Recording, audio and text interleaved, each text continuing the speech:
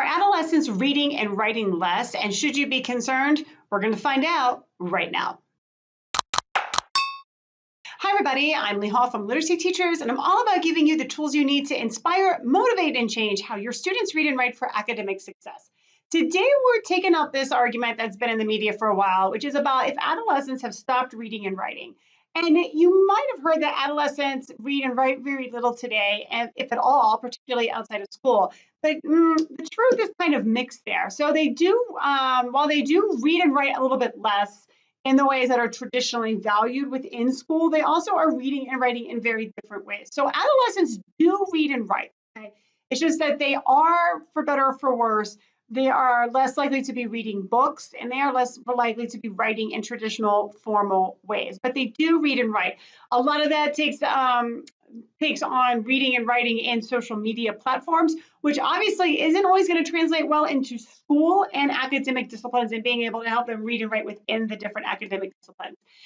They do still read books, but that has dropped tremendously. So adolescents are less likely to read books. And this has historically been a problem for boys in general, particularly when boys transition into adolescence. And that is still true today. Boys read fewer books in general each year, and they read significantly less than girls do. But for both boys and girls, traditional book reading and traditional ways of writing have definitely dropped in the digital era, okay? Now, they are online and they are reading, and they're reading a variety of things, of course. But the thing to know about that is they often will read in spurts, they will read in fragments. There's a lot of scrolling, okay? And some of the work that's been done on reading digital text has shown that reading online and in digital environments can be particularly distracting because you might have notifications popping up, or you might want to go click on something because you know you can. You know you can go check that social media app and they can see what's going on. They can see how many likes they have. They can see if their friends responded.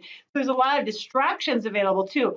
So even though they are reading, they're not necessarily reading long extended periods of connected text over long and extended periods of time. Okay, what they end up reading more about are really short things, or in just little short spurts and pieces of larger pieces of content. So really, when we say adolescents have stopped reading and writing, that's not entirely true, but it is a rather mixed bag, because when we want to think about this in terms of what it means for academics, while it's nice that they have the skills that they have developed through interacting online and through publishing content and sharing and talking to one another online, that doesn't translate so well to academic learning. So we'll need to, as educators, find ways to help adolescents increase the amount in which they read and write, and to help connect them with some more traditional ways of reading and writing, while also being mindful that there does need to be a space and a place for new digital forms of writing. So